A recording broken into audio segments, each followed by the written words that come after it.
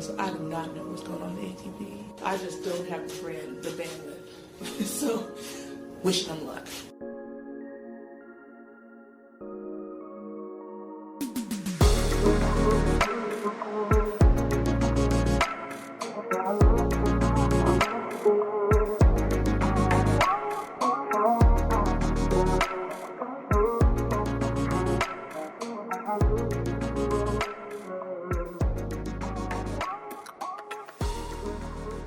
Hello everybody, welcome back to The Body Serve. I'm Jonathan.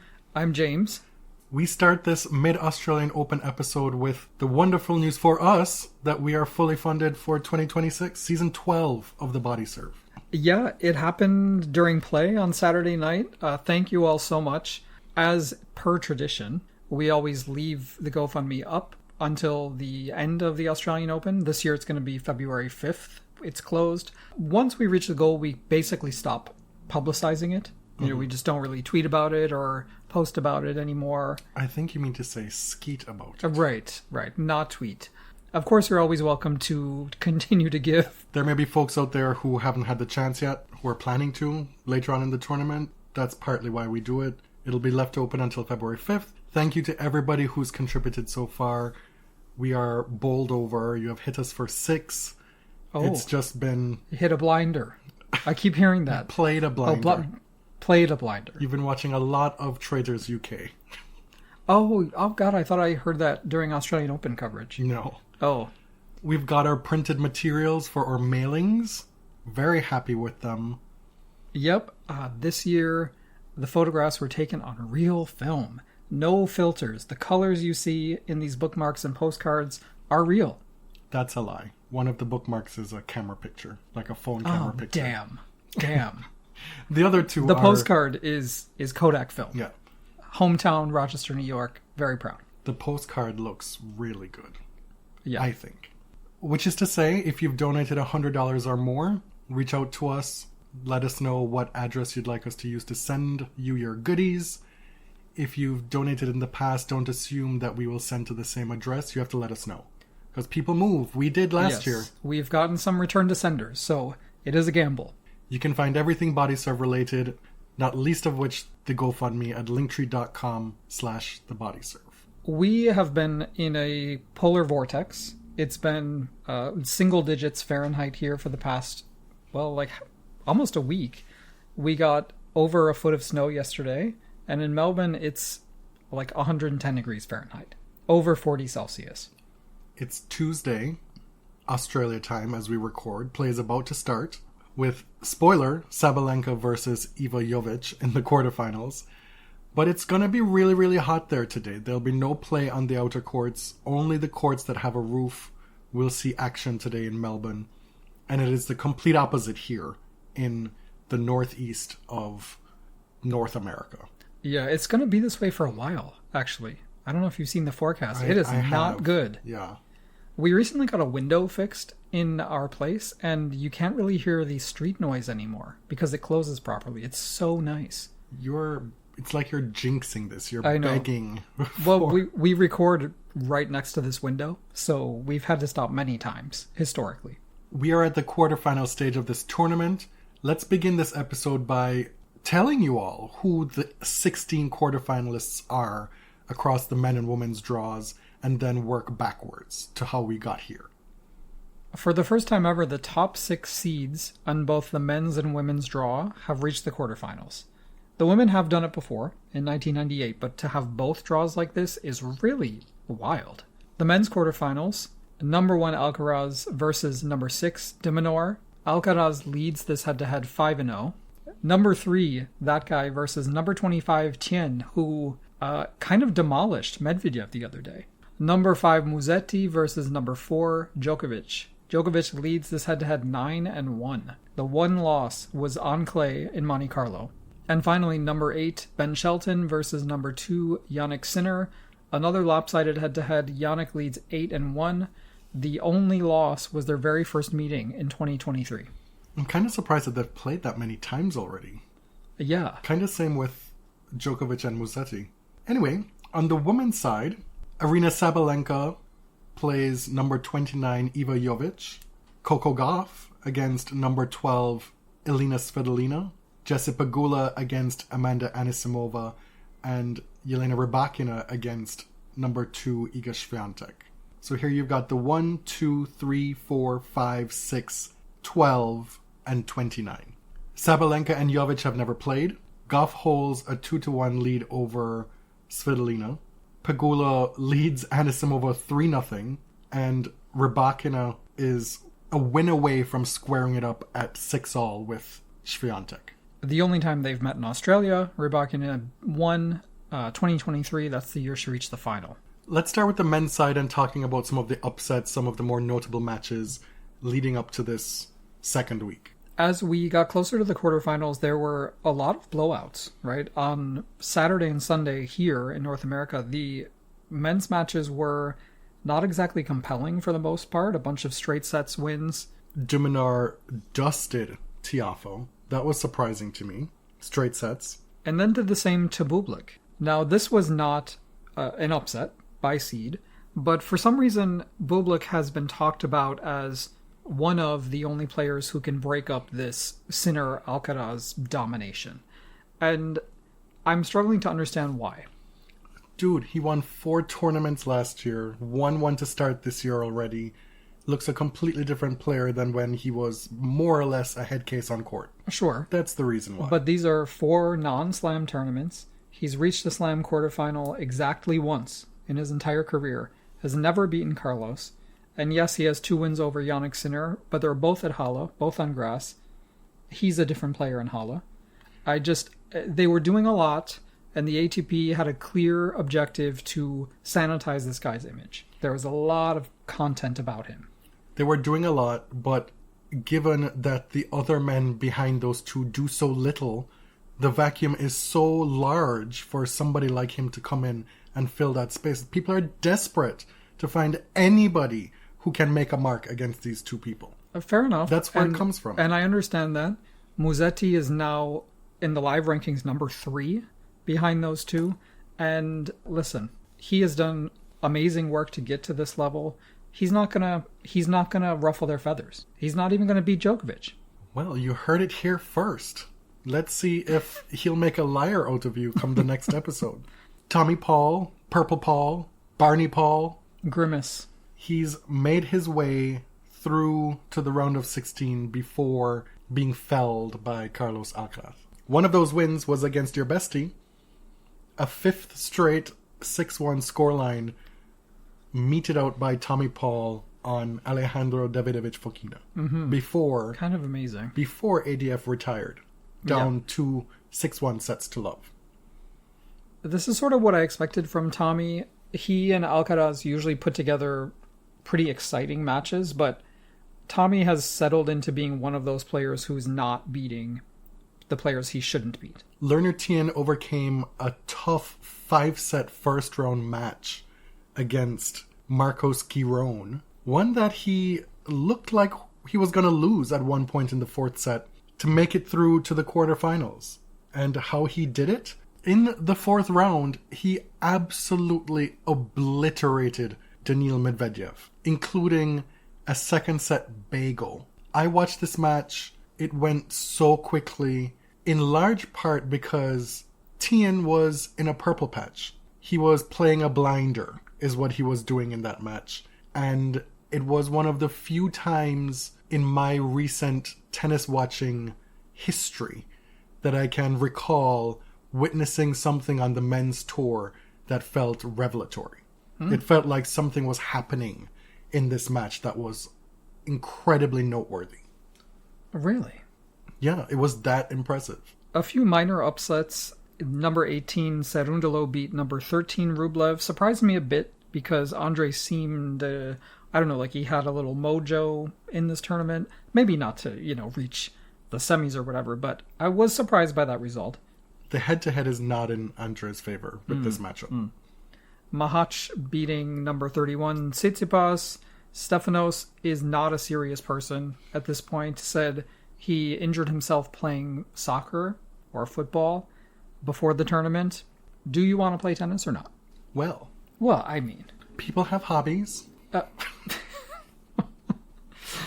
Taylor Fritz clearly not his physical best self. Last night, going out to Musetti in straight sets did not look even remotely close to his best. A lot of people are now talking about how he needs to take time off from the game to get his body right and wheel and come again.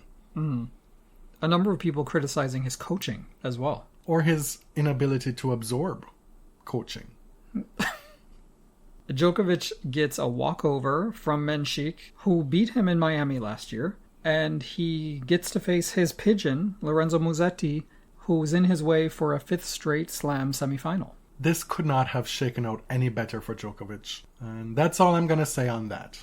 I mean, the only thing you could say is that maybe he needs the reps, right? Maybe not playing for a few days could be distracting or kind of mess with the game. It happens sometimes.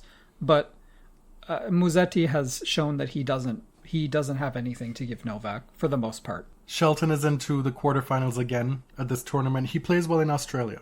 In fact, he plays well at hard court slams, period. Yeah. Casper Ruud made it to the 4th round. A good result for him, if we're being honest, at this tournament. Yep, he is heading home because his wife is going to give birth very soon. He was ready to take off at a moment's notice. Jannik Sinner was in all sorts of trouble against Elliot Spizzirri in the 3rd round. Looked like he was cooked by the conditions, by the sun, by the heat. Could barely walk on court in the middle of that 3rd set. And as he has been in recent slams, he again was the beneficiary of some seriously good fortune. It's 1 set all. Sinner is down 1-3 in the 3rd set, and the heat rule goes into effect. What happens is there's a scale 1 to 5, and the scale hit 5, and at that moment, play has to stop. On the courts with roofs, they will take some time and pause, close the roof, get the temperature ready, so players get a break automatically. It has to be stopped at an even number of games played in the set. Oh, good to know. The scale, you know, for years we talked about the wet bulb thermometer and all that stuff. Now the scale has 4 factors: radiant heat, air temperature in the shade, relative humidity, and wind speed. Now, with the combination of factors, when it reaches 5, play has to stop. If we're only at 4, that means players get an extended break, and so on down the scale. So many people were mad about this, thinking that there was some collusion, that Uncle Craig colluded to make sure that his prize pony was still on track to gallop to the final, where he'd meet the other prize pony, Carlos Alcaraz, and they'd speed around Melbourne Park.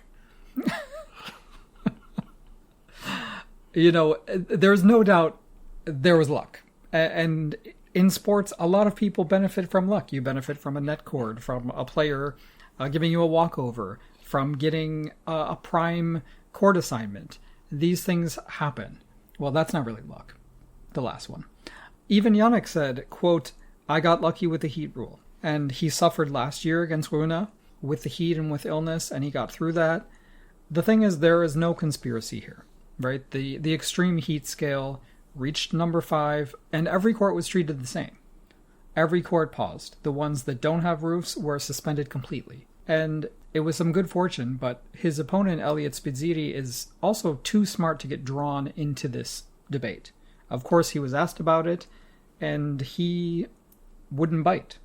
Like, yeah, sure, there's some bad luck for me, but that's kind of how it is. The heat rule needs to exist. And we've gone through many incarnations of this. We've gone through almost 10 years ago, or it might actually be longer, an official from the Australian Open talking about evolution and how humans were conditioned to be chasing antelopes in the hot sun in Africa. Like, what the hell? We have moved on past that to a more evolved way of thinking. Unfortunately, we still have dinosaurs calling matches. Yeah. And we also have uninformed dinosaurs, the like of John McEnroe, who said pretty plainly on air, apparently I didn't hear it because I tried to avoid his matches as much as possible, his being McEnroe's, Right, that there was collusion here. He basically said it on air. Oh my god. Well, you know how he feels about tennis officials, right? He's always looking for a conspiracy. Brad Stein, who is Tommy Paul's coach, was commentating on one of the feeds, and he suggested that, well, as far as I know, no one has died on a tennis court, so why are we, why is this heat rule so draconian, essentially? First of all, what a weird thing to say. What an odd thing to say. And a lot of these older male commentators who are former players, I think, are thinking of these glory days and saying, well, I had to suffer, so you need to suffer in the same way. That doesn't mean you're a better tennis player, or that tennis players in 2026 should be suffering from heat stroke because poor choices were made in the 70s. But also, climate is different today than it was back then. A scientific fact. Mm-hmm. Court conditions are different. The demands of the player within a match are different. The nature of the men's game looks totally different from when these guys were patty-caking back and forth back in the day. Serve and volley all over the place. Yeah. It's a completely different game. The demands on an ATP player's body now are different, are greater in worse conditions, temperature-wise. So miss me with that. There's different racket technology. So much about the game is unrecognizable to when these guys played, and they want to use that to talk about what these ATP players should do now. Wild. But also, maybe they played 10 years ago and were choking during the wildfires. That still doesn't mean it's okay, right? This has been litigated. Move on. And I don't think it's unsporting to say that a player got lucky, but that doesn't mean that there's a problem with the rule. That's just happenstance. As long as the rule is applied evenly and equally, then there is no issue. It's not about comparing Jannik to Brad Stein and when he was playing. It's about comparing Jannik to his contemporaries today and how that rule is applied. Exactly. Period. One of the other big stories from the first week was one Stan Wawrinka. Playing his final Australian Open, in his final year on tour, he's 40 years old and reached the third round, losing to Taylor Fritz in 4 sets. To get there, he'd beaten Laszlo Gera in 4 sets and the French qualifier Gea in 5. I watched quite a bit of Gea at this tournament, watched both his matches. I think we said on the last episode that he took out Lehechka in the first round in straight sets. A fairly listless performance from Lehechka, but Gea was bringing it, right? And he brought it again against Stan, this time having to go 5 sets. And unfortunately for Gea, he seemed to cramp right as the super tiebreak started. He was so mad. As he should be. Right. Stan ran away with that super tiebreak and then made it to the third round to play Taylor Fritz. Another 4-set match. Stan had a lot of time on court in these 3 rounds at Melbourne Park. Mm-hmm. In his farewell, he took a beer out of the cooler and had a beer with none other than Craig Tiley right on court. Stan is the second oldest man to win a main draw match in the Australian Open. And, let me get this right, the first since 1978 to reach the third round of the Australian Open past the age of 40. The man who did that was 44-year-old Ken Rosewall. Look out for Arthur Gea going forward. I think he's going to do big things on the ATP Tour. All right. Moving on to the women. Mboko versus Towson was one of my favorite matches of the first week that I got to watch. Mboko failing to convert 3 match points in the second set. Towson drags her to a third. Mboko is such a great competitor. This was big babe tennis at its finest. Of note for me, in round 2, it was very important for me for Coco Gauff to open up a can of whoop ass, and she did. Oh, on the young woman who beat Venus Williams? Correct. By the name of Olga Danilovic. Did we have to do all that? I'm not quite sure. Give her some respect. Mm-hmm. Yeah. Jovic in the third round played Jasmine Paolini. It was a rematch of their US Open meeting last year, where Jasmine won in straight sets fairly comfortably. Mind you, earlier in the year in Indian Wells, Jovic had taken a set off of Jasmine, and now in Australia, she completely smothers Jasmine Paolini in this match. She was way ahead until Jasmine clawed back a little bit in the second set to force a tiebreak, but there was no blinking from Jovic in this match. Then goes on to dust Yulia Putintseva, a 6-love, 6-1. And she's going to play Arina Sabalenka in about 30 minutes. Yep, we saw Sabalenka in really impressive form against Victoria Mboko. Vicky did manage to make it a match in the second set, but unfortunately it was a bit too late. Yeah.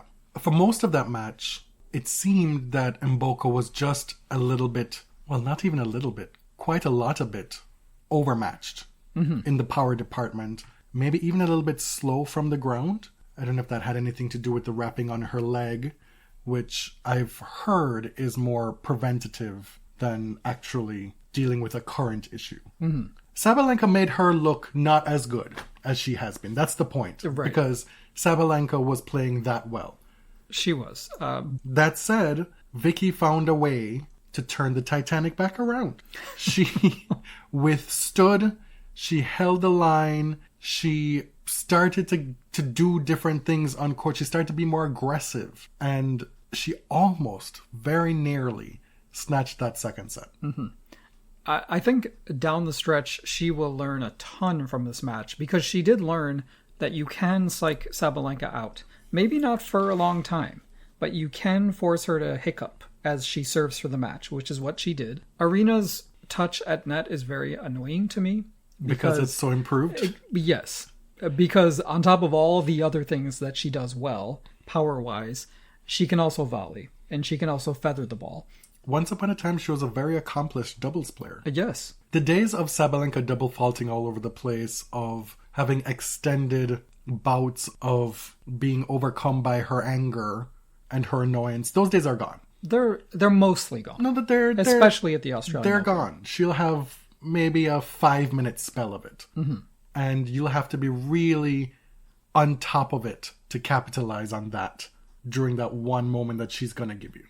She now holds the record for most consecutive tiebreaks won at a slam, beating Novak Djokovic's record. I think his was 19 in a row. The woman is unbeatable in tiebreaks, and also just the most consistent performer at slams in the past 3 years. This is coming from a player who early in her career was seen as a choke artist and someone who severely underperformed at slams. That said, do I think she's unbeatable the rest of the way? I do not. I don't, no. Coco Gauff, her path to the quarterfinals, what do you make of it? She started against Rakimova, then she beat Danilovic. Third round was against Hailey Baptiste. That was a tough match. Yeah, I mean, Hailey can really ball, but I don't know that she can put it together for an entire match against someone like Coco Gauff, which obviously she didn't on that day. At this point. Right.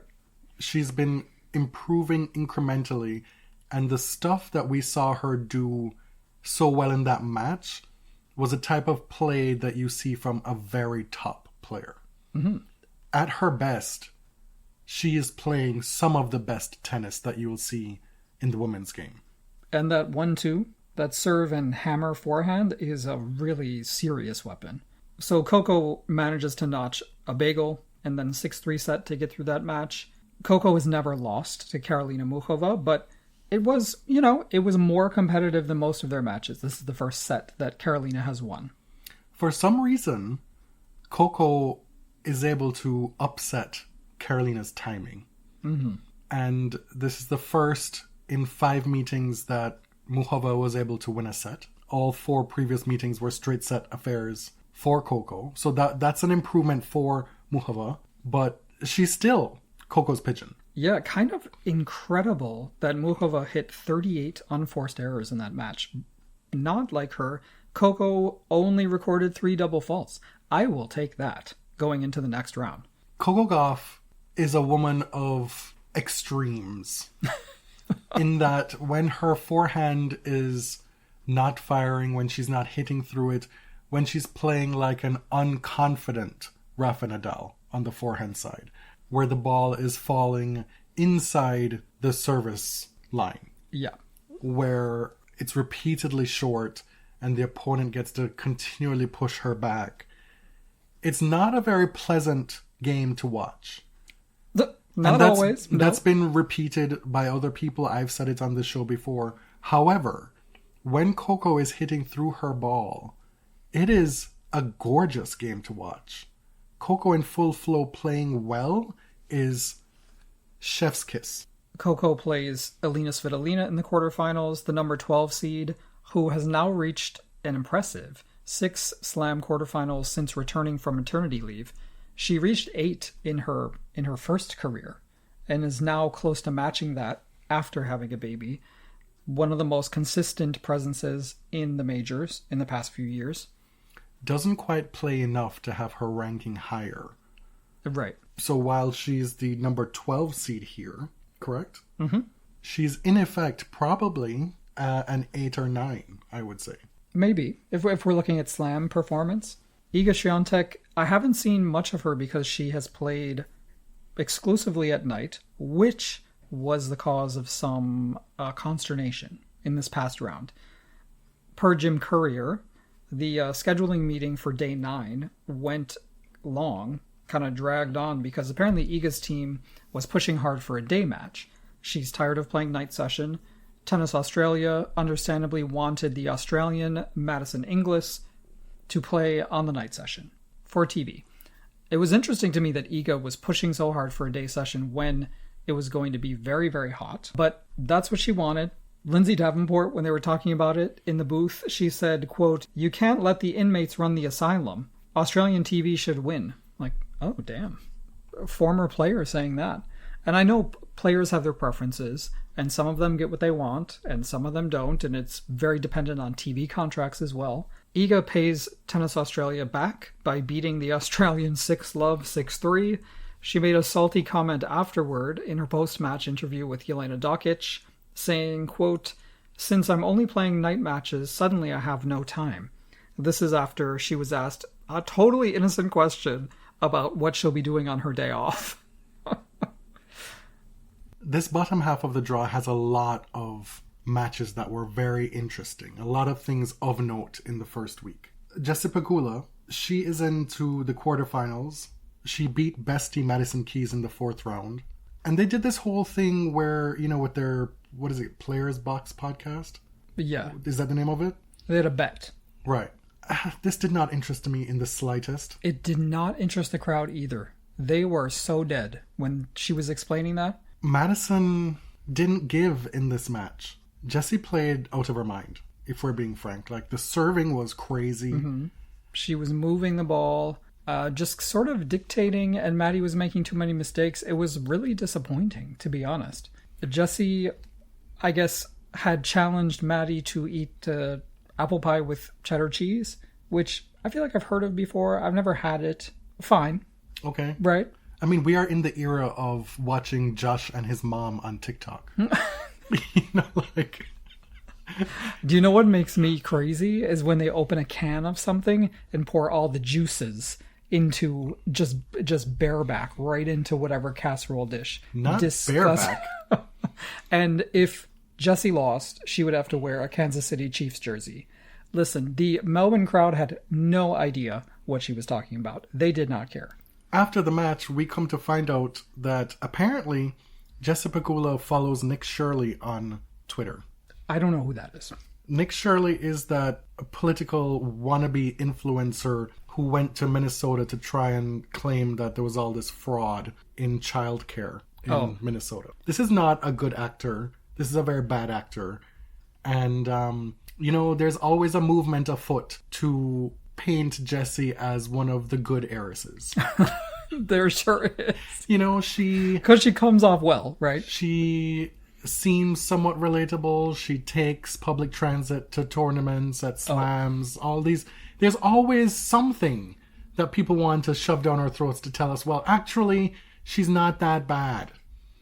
Here this comes. At this time. In this moment. Well, it's not good. We'll have a lot more about other people in a little while. Madison will not defend her title. Stopped in the 4th round. In the first round, she played Alexandra Olenikova, who I had totally forgotten this, but you remembered back in 2016. I didn't remember. I was reminded. I saw it. But when you were reminded, you remembered this website. Yeah, I was like, oh my god, this is who this person is? Mm-hmm. She was a young player. She launched this website called Sashka Tennis, which told her family story, and she was asking for donations to kickstart her professional tennis career. We absolutely covered this on... Really? on the podcast. I have no memory of this. I mean, this is 10 years ago. Her family is Ukrainian. They were refugees in Croatia after her father, I guess, criticized the then president of Ukraine. They came back to Ukraine in 2014 and continued to live there during the war. She said they had no running water or electricity just ahead of the Australian Open. She has a lot of tattoos and had the either stickers or temporary tattoos on her face. There was a lot going on, right? And in this interview with Ben Rothenberg, he asked, I heard you were selling ad space on your body a few years ago with these temporary tattoos. Is that still a thing? And she said, no, that was years ago. This was actually just for fun. But she made some waves. There's been a lot of political activity at this Australian Open. She wore a t-shirt that said, quote, "I need your help to protect Ukrainian children and women, but I can't talk about it here," referencing not the prohibition, but the strong discouragement to discuss politics at a Grand Slam. And she's been very open about calling for Russian and Belarusian players to be suspended from the sport while the war goes on. She also had a lot of things to say about Sabalenka. Yeah. She called people by their name. And, I mean, gotta give her credit for that, right? Called them out by name for playing in the Gazprom exhibition, for Sabalenka's, I guess, past relationship or interactions with Lukashenko. And, it's not necessarily the case that these things are still happening. But man, she was not afraid to say what she needed to say. She had her moment and she made the most of it. Somebody who is not in the talk going into the second week of the Australian Open is Belinda Bencic. And the reason for that is one Nicola Bartunkova, who took out Bencic in the second round, playing just stunning tennis. A case of a young player seizing her moment and making the most of it. It was so fun to watch. Of course, she goes out fairly easily to Mertens in the next round. Naomi Osaka won 2 matches at the Australian Open and then had to withdraw from the tournament due to what she said was an ongoing injury concern. What we believe to be an abdominal issue that she said she felt during her second round match against Osaka-Cirstea and was hoping that with a couple days rest it would get better. It didn't. So Bencic, Cirstea both out in the second round. I'd love to see it. Such an ideal result for us. But in the second round match against Osaka, Osaka-Cirstea really tried it. Okay. Naomi caused a lot of conversation in her brief time in Melbourne this year. Now, to be fair, when Naomi said, "come on," in between Kirstea's first and second serve, I was like, okay, girl, that's not something you see every day. It's not necessarily common in tennis. Was it necessary? Probably not. Was it the biggest deal? Also probably not. Right. Cirstea misses her first serve. Naomi is trying to pump herself up, just says, "come on." And Cirstea is like, "did you hear that? Like, what is going on?" Yes. To her, it was a vexatious comment bordering on harassment. She was, to be clear, she was not in her service motion. She was looking for a ball from a ball kid. Like, there was nothing going on. However, I did watch and was like, "Naomi, girl, what are you doing?" She did not interrupt her. Right. And so the match ends and Cirstea does a drive-by handshake and then Naomi is like, what is going on? And then Cirstea says something. I saw a TikTok of it where it was a little bit louder as to what Cirstea was saying and it didn't sound great. But I'm not going to say what I think it might have been because I don't have proof of it. But it would have been in keeping what I think of her character. Yeah, don't put anything past her. She has a nasty spirit, which she's shown many times. Whatever Cirstea said genuinely rattled Naomi because the way that she acted in the interview with Chanda Rubin, to me, was pretty out of character. Is this our first dramatic reading of 2026, season 12? I think so. And because I'm so generous, I'm going to let you be Naomi. Thank you. I knew you wanted That's it. what I would have demanded. Okay, so I'm Chanda Rubin, the post-match on-court interviewer. What did it take to get through that one? Apparently a lot of come-ons that she was angry about, but whatever. Ooh, I'm the crowd. I mean, I tried to play well. I think I hit a lot of unforced errors, but I tried my best. She's a great player. I think this was her last Australian Open, so Sorry she was mad about it, but... Well, she was complaining because between the first and second serves, she could hear you just trying to pump yourself up. Was that the problem? I think so, but she could have asked me, bruh, I'm sorry. Well, you know, sometimes frustrations boil over, but you played an incredible match. And there was a point when Naomi said, well, she could have asked me, where it appeared that she was about to get choked up. Right, that she was unsettled by that interaction with Cirstea, and well done to Chana Rubin for being able to navigate this interview, being able to jump in, change kind of the mood, and really reset. This was well into the wee hours of the morning here. It was a fairly ho-hum night of play up to that point, and then all hell broke loose. Naomi actually apologized for how she acted during this interview in her post-match press conference. And I did see a lot of people saying, you know, I was disappointed that she apologized or that she felt she needed to.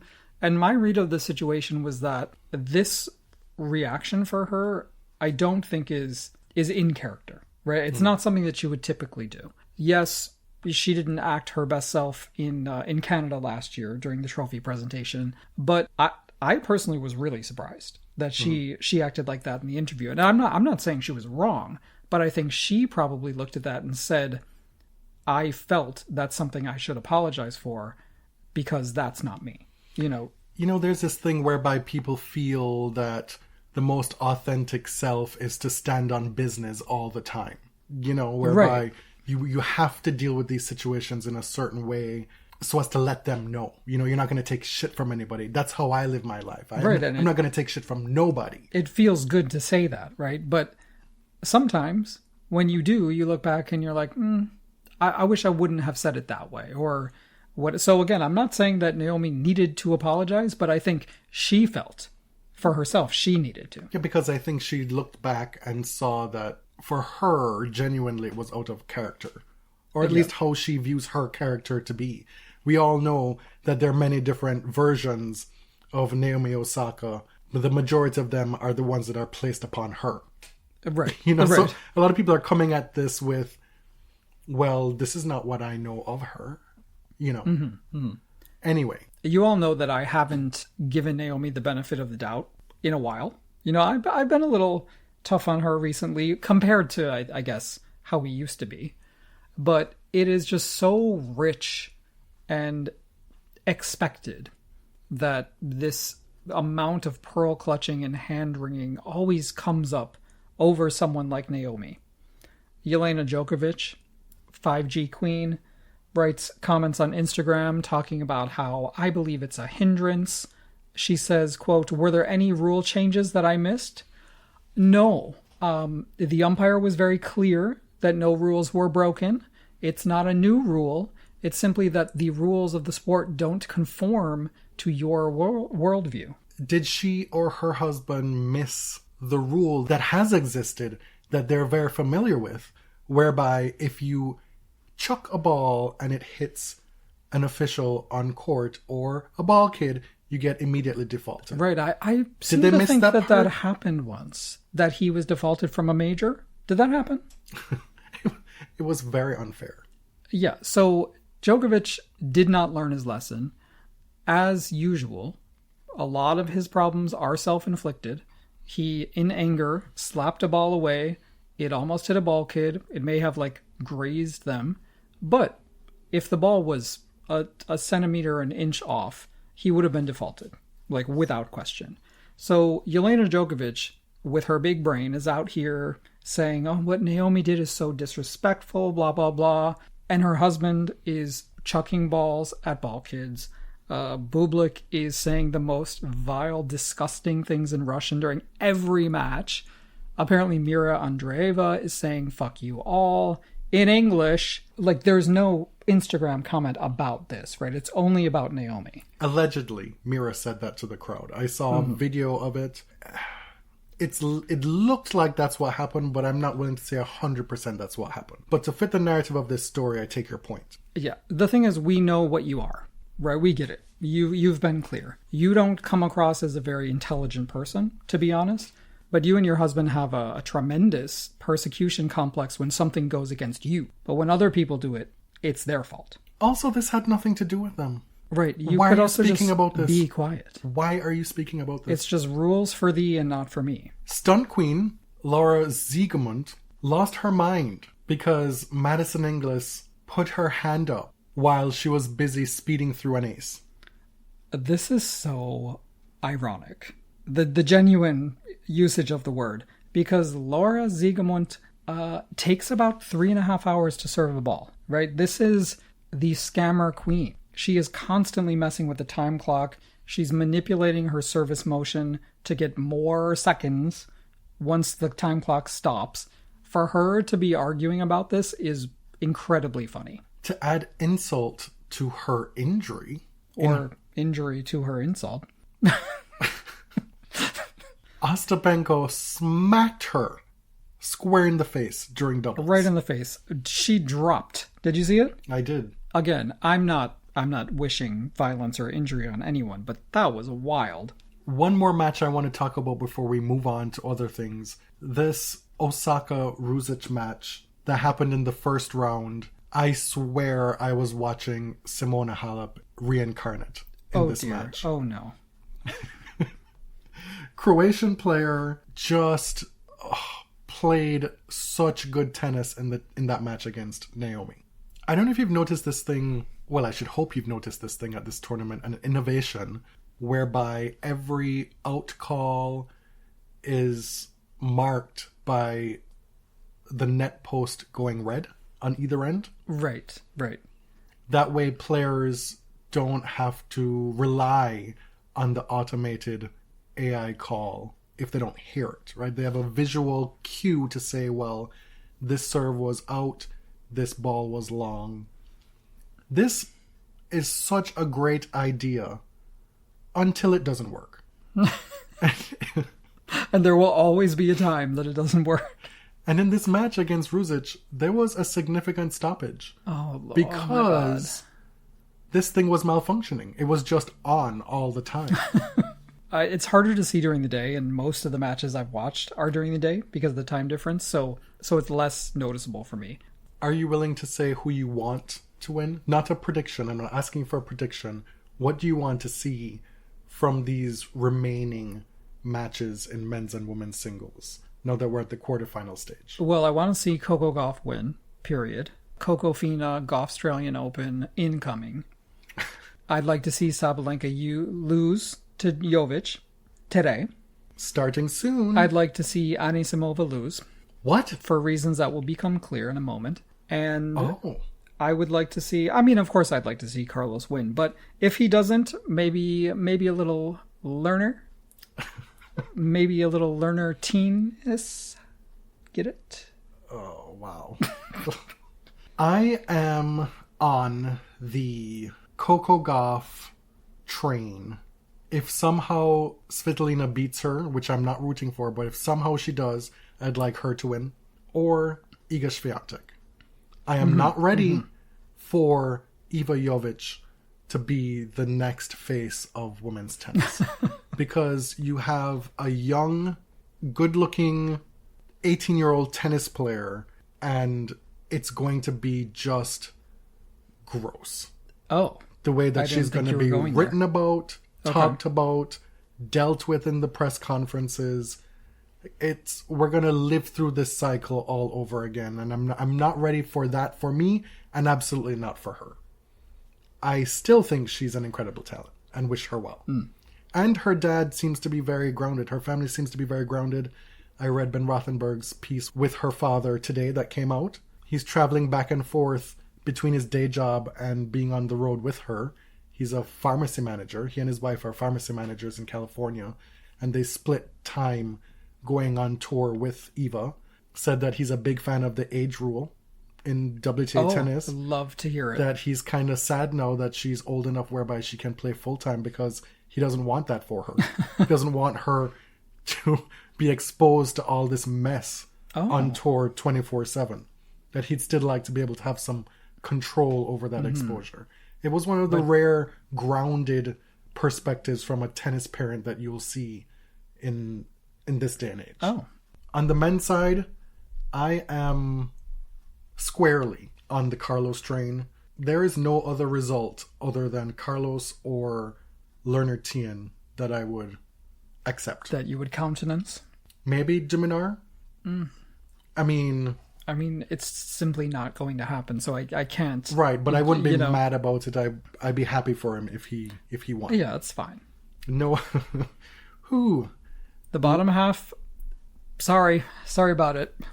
No thanks. Something has happened at this tournament in press that just hasn't sat well with my spirit. There's been a journalist, Owen Lewis, who took it upon himself to ask the American tennis players their thoughts on what's going on in the US politically. And if you think that that's a very vague way for me to describe it, I'm just really using his own words. For the most part, there were very vague questions, nothing entirely too specific, right? Mm-hmm. At first, Coco was asked about it, and as you'd expect, Coco gave a very thoughtful response.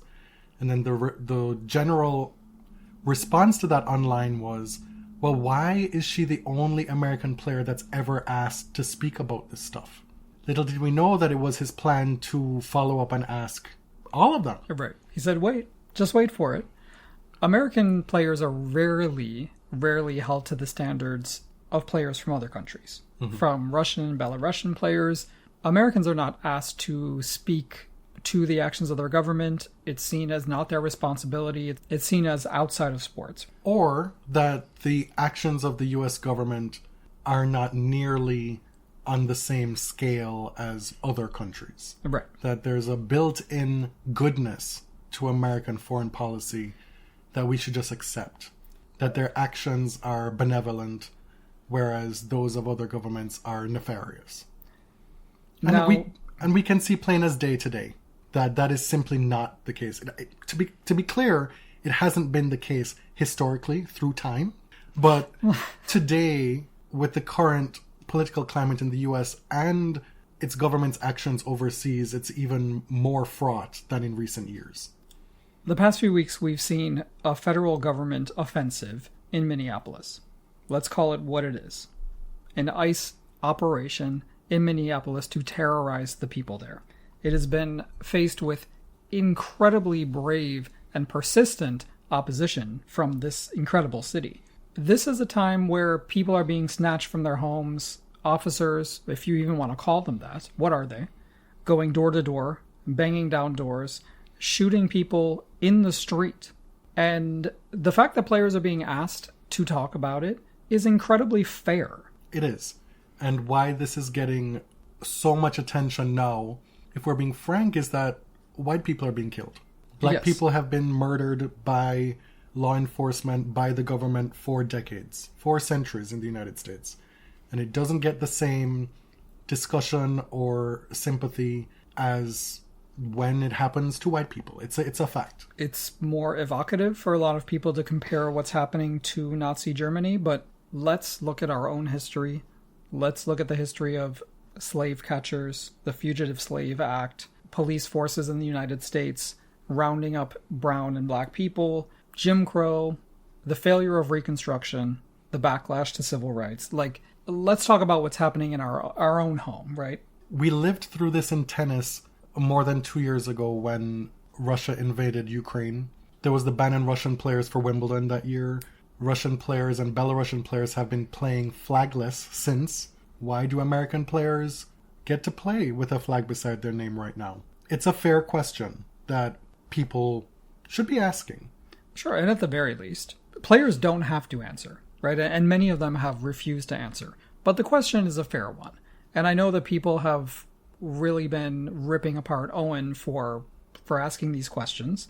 And, some of the questions were maybe a little bit too vague and were not asked in a way to elicit a really strong response. Mm-hmm. Asking Amanda Anisimova, how does it feel to play under the American flag? I guess you'd have to be more specific. There's a trap in that question. And I don't think it's intentional. But Amanda sort of blanked. Now, she's not off the hook, which I'll explain in a moment. Coco sticks her neck out routinely Coco is someone who's more vulnerable to criticism because of who she is, because of her color and her gender. From a teenager, Coco has been more willing to speak. And I mean, it makes sense that people go to her because she's been open about it. She's been thoughtful in her responses. Now you have an example of a reporter asking white people, what do they think? Taylor Fritz, Amanda Anisimova, what do you think? They both dodged. In her first response, Anisimova said, I don't see how that's relevant. In the next press conference, she says, quote, in my other press conference, the fact that I didn't want to answer a question that was obviously intended for a headline and clickbait, that was my right. And you know what? That is your right. That doesn't mean it doesn't suck that you said that. That you think somebody's trying to gotcha. And to be fair, there are a lot of crappy media outlets out here, the sports Kitas of the world, who are going to grab whatever you say and clickbait it. But that doesn't mean that you are immune to answering questions like this. I thought that was really shitty. In Owen's defense, this was maybe not the best setting to do it. These are the types of questions that you maybe ask in a one-on-one situation. He's probably not known enough or big enough to get those sit-downs.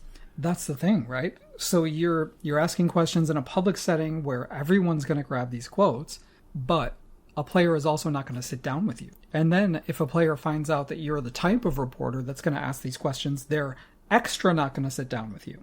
It's a catch-22 for a reporter. Can you do actual journalism at a Grand Slam tournament? How difficult is it to say that there is a lot going on politically in my country right now? It saddens me to see the headlines every day, and I wish that we could find a way forward.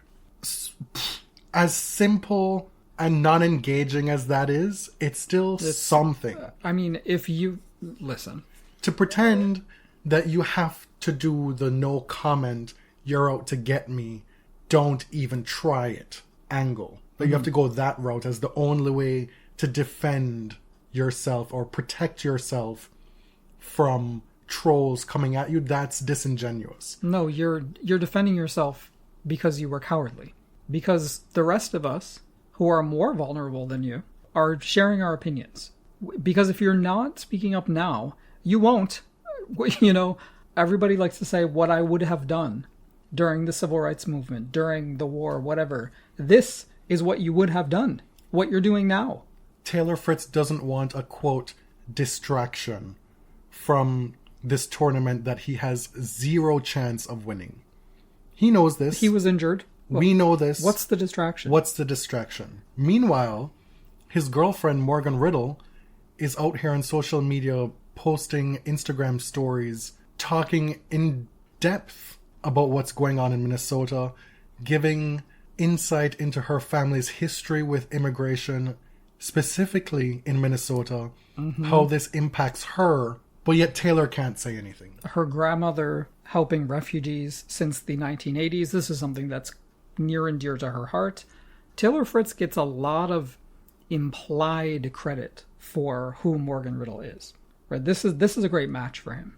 Why does he get the benefit of the doubt? Because of who his partner is. He's seen as one of the safe ones. You know, American tennis players, white American tennis players have this reputation of being incredibly conservative and Republican and can't be trusted, right? I can't tell you how many times, especially in the last few months, folks have DM'd us to ask, is this person safe? Is it safe to root for this person? What do we know about their politics? Blah, blah, blah, blah, blah. Babe, I don't know. But Taylor gets a little bit of a pass because of his association with Morgan. Mm-hmm. But now think about that for a moment. Because how many liberal or progressive women do you know that are with right-wing men? I bet it's a lot. I bet it's more than one. Who often still vote Republican? I don't know that about Morgan. Oh, you know, no, but I'm just saying. I wouldn't go that far. Sure, I'm just saying, just because a woman is open-minded, progressive, even left-wing, that doesn't mean her partner is. And I'm also saying, let's not get too generous with white women here. Because we've seen I'm not time saying and that's again. not problematic, right? Yeah. Like, you choose who you are with. And I'm also not saying I don't know Taylor's politics because he's shared very little, but I'm saying at this moment in American history, when our chickens are coming home to roost at home, when the sins we commit in the world are being done to our own people at home. If you're not courageous now, you're never going to be. Shortly after his press conference, that's when Morgan takes to Instagram and has her stories, right? And one of them, she posts this meme-like thing where there's horses in the pasture, and the text says, "You don't have to become a political influencer. No one is asking for that. But to act completely unaware is getting really weird." Now, what I want to know is she subtweeting him? It is weird. Because shortly after his press conference, she writes that, like, "Ma'am, this is your partner. Right. This is what he's actively doing right now." Yeah. And then Ben Shelton writes, "USA till it's backwards" on the camera. I don't know what the fuck that means, honestly. I guess it's a sports thing. But this week? Really? He went on to clarify that it's a bunch of young American tennis players doing big things, and also his girlfriend, Trinity Rodman, playing for US again last year or something. No, she signed a huge contract with a US team. She had the option of going abroad. She signed with the women's soccer in the US. Okay. Let me tell you, Trinity and Ben do not want people digging too much. But let's just leave it at that. It's completely tone deaf, at a bare minimum.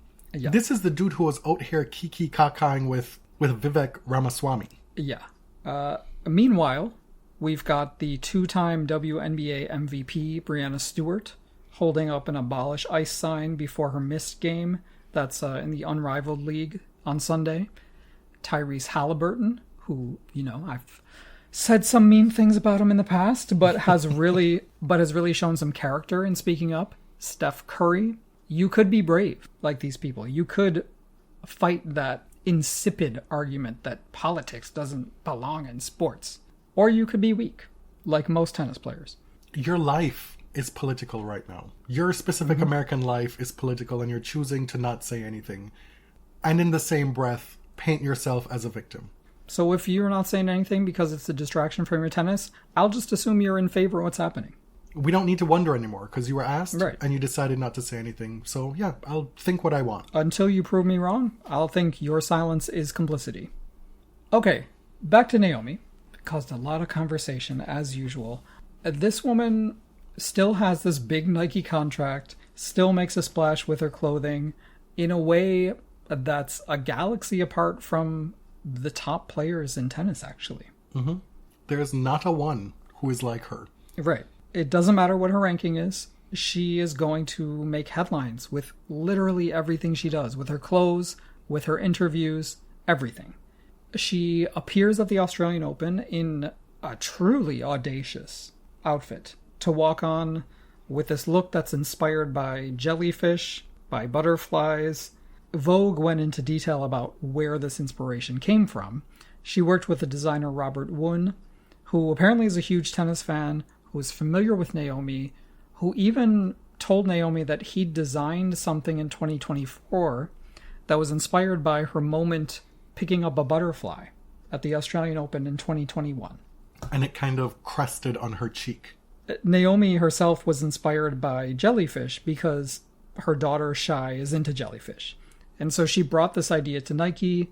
They brought on Robert Woon, and they came up with something really incredible. And a lot of people had visceral reactions to it, and I mean that's kind of fashion, right? You don't have to like it. You could think it's awful, but there was something just truly like otherworldly about this look.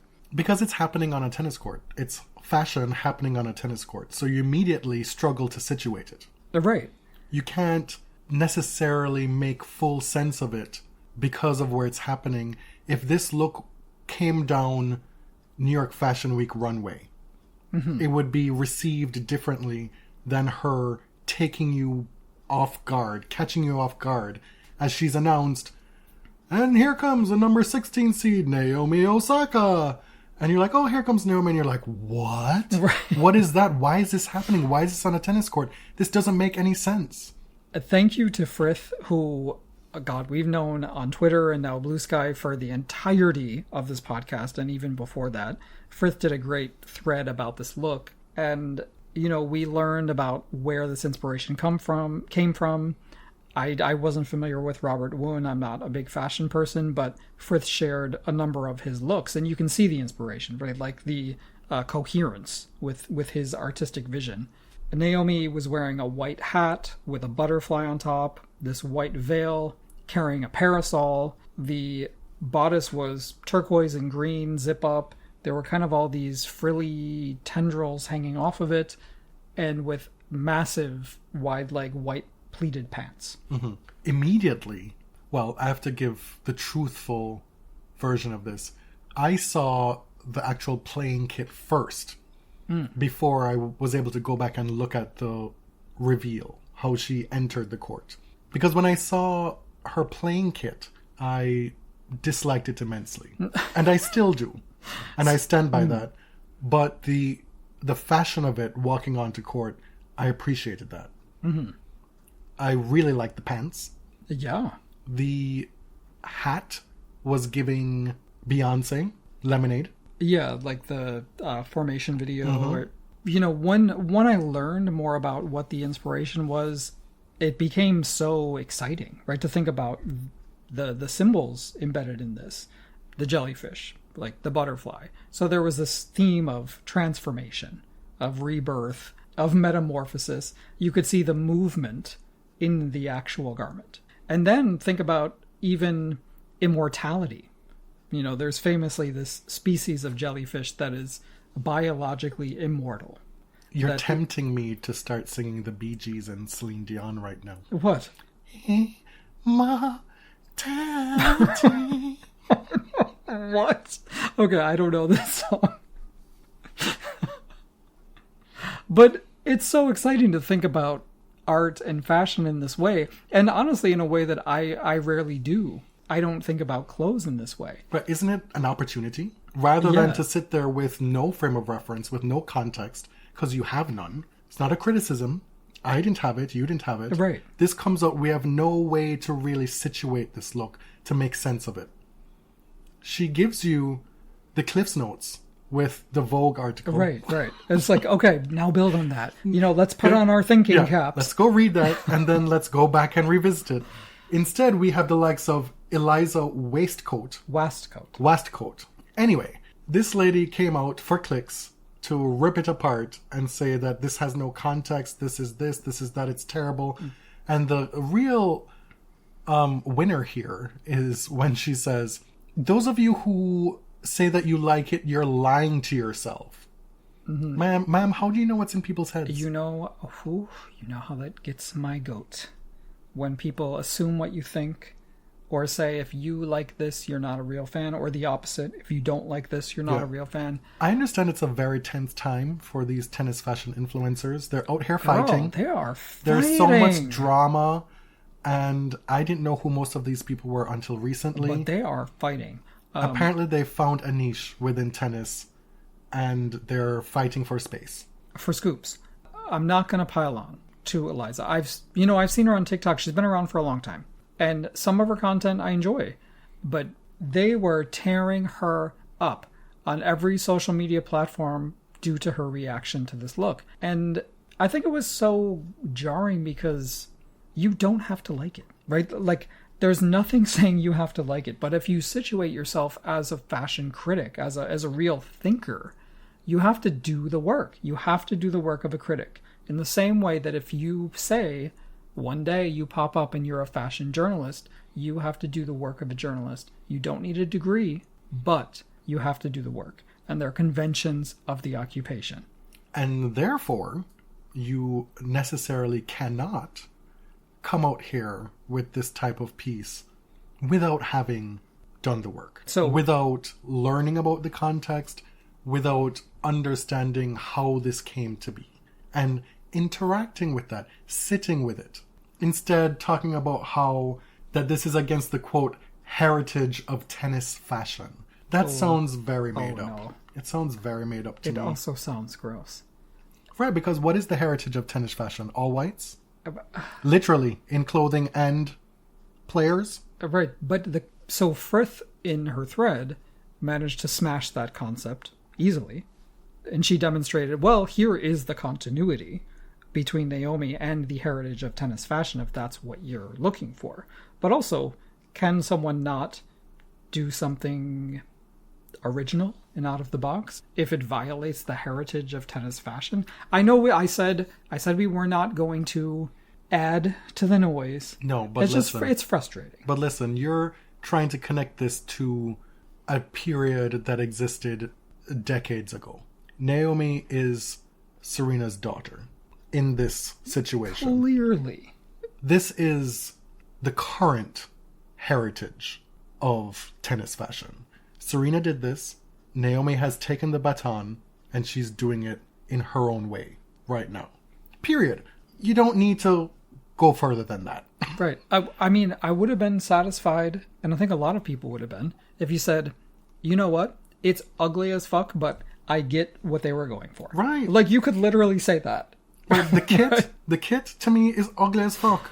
Right. And I mean, I don't agree, but that's a better critique than what we've seen. We got such grandiosity in the walkout and the intricacy of that. And then the playing kit is just a plain silhouette with crepe paper hanging off of it.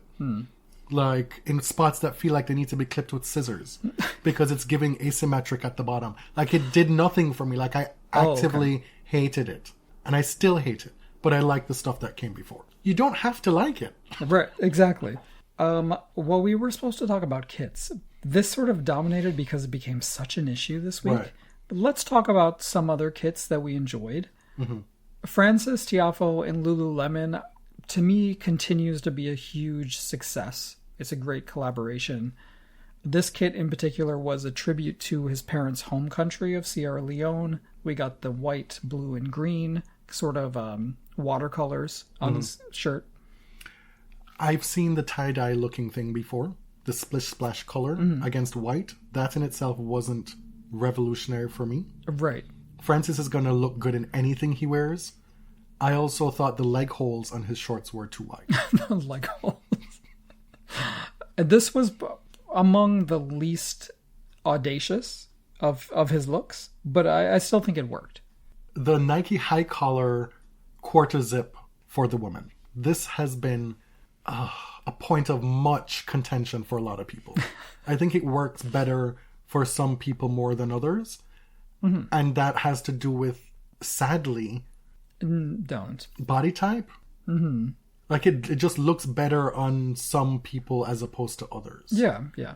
I also feel like it didn't do well material-wise with sweat in the boob area. Okay, fair enough. And I resent having spent so much time of the last week looking at breasts. It is not my milieu. Right. It is. And you don't want to objectify someone in that way. Exactly.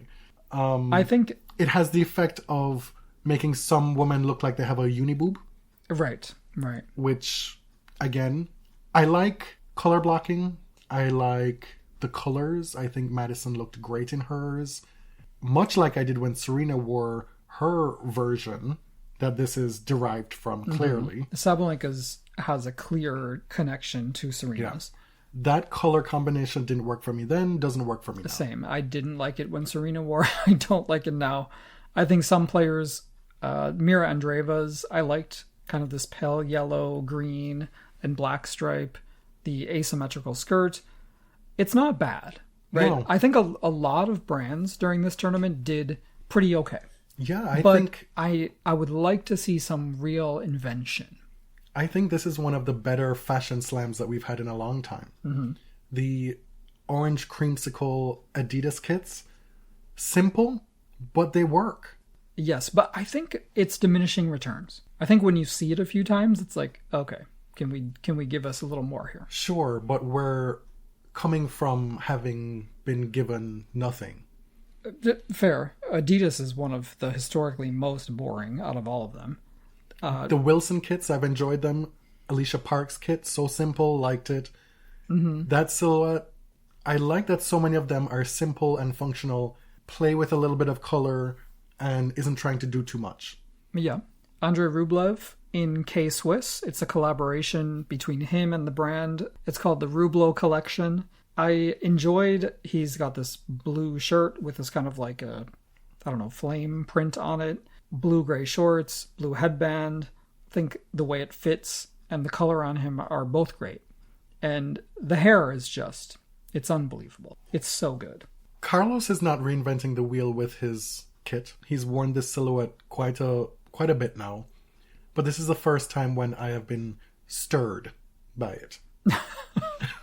You said something about the back. It has a little bit of a slutty back. You think it's slutty because what? You can see part of his scapula? I don't know. Do you know just what that something is? about the back of it and the way it drapes and the tininess of the thing at what's this right here? The nape The nape of his neck? Yeah, and also he's a man now. Oh. He's excuse me. He's giving a lot more than he gave in the past. And he's a lot more playful with his sexuality. Yes. I mean, people are doing too much. They are. At this point. Like, we get it. Will you marry me? Okay. Find something different. Somebody noted that he did the underwear ad at 19. Yeah. 19. Yeah. And I said then that he was too young to do it. It was too much. And you told me I was body shaming and No, whatnot. I don't think so. Is that true? No, you told me I had to be careful about how I talked about it because he is young, we can't body shame, blah, blah, blah. And I was simply saying, he's simply too young to do this. His body is not developed enough to really warrant and do justice to this type of campaign right now. It felt way too premature. I agree. Tommy Paul in New Balance, I know you didn't like it. Well, it's not that I didn't like it. I just felt that I had seen him in it before. You'd have not seen Tommy in purple. Maybe like not that this before. exact color, but the kit, he wears his clothes well, but there's nothing new about what he's wearing. It's the same kit, but it's in all purple. I like the purple. The purple, again, it got old for me. Coco's kit, again, not reinventing the wheel, but the little details with the frill on the socks. Love that. That's my favorite part about Coco's kit. She looks incredible in her kit. The fact that her racket frame matches the lavender on the kit, that is a chef's kiss. The kit itself is fairly plain. Yeah. But she looks good. Venus, in her 2 matches that she played, she came out in this Lacoste outfit that I just loved. I don't quite remember it at this point. It's been a little while. It was like a dark blue with white trim and had like a V neckline with a collar and then a pleated skirt in a one-piece dress. That's how I recall it. I liked it. Venus has been giving very old school in her kits. I want to mention Mattia Bellucci's white and baby blue shirt. He had sort of a horizontal patterns, almost like Charlie Brown-like, with a dark blue bandana, maybe like a royal blue bandana. That was really nice. What don't we like? I can tell you squarely, number 1, top of the list, Iga Swiatek. I am sick of it. I'm tired. I've had it. How she hasn't had it at this point is beyond me. Like, I know that she's a lady of function over fashion. She doesn't care. She Clearly. famously wore flats to the WTA year-end photo shoot. And good for her. And good for her. I supported it then. But this has gone on too long. It's gone on too long. The night kit is better. There's at least a darker skirt to go with the light top. But it is just so unimaginative. And why? Who is doing this? Whereby it can't change by more than 0.3% per tournament. Is it the creative director's fault? Or is Iga driving this to say, this is what I want? It wasn't even functionally working for her because she had to kind of rip the skirt a little bit to give herself more leeway. Oh, that's not good. So, what are we doing here? It enrages me. It really does at this point. Even Ben's on kit, he has something different. It's better. Definitely better. His night kit looks good. I just don't get it. It's so frustrating to me. Are there other ones that you didn't like? I can't recall at this moment. Okay. So that's our kit review. I think it's a good place to wrap. I didn't even mention the title. I don't know if we're going to go with the title anymore. Yeah, I don't know if we are. We'll see. Let's keep it a surprise for the listeners. Thank you again to everybody who helped us cross the finish line with our GoFundMe campaign. We have all our materials printed. If you've donated $100 or more, reach out to us. Let us know what address you'd like us to ship that to. The campaign will remain open until February 5th. If you intended to and still want to donate, you still have an opportunity to do so. You can find everything BodyServe related, including the GoFundMe, at linktree.com/thebodyserve. My name is Jonathan. You can find me on Blue Sky at TennisJohn. I'm James. I'm at ElliotJMR. 2 L's, 2 T's. Thanks for listening. Till next time. Thank you very much.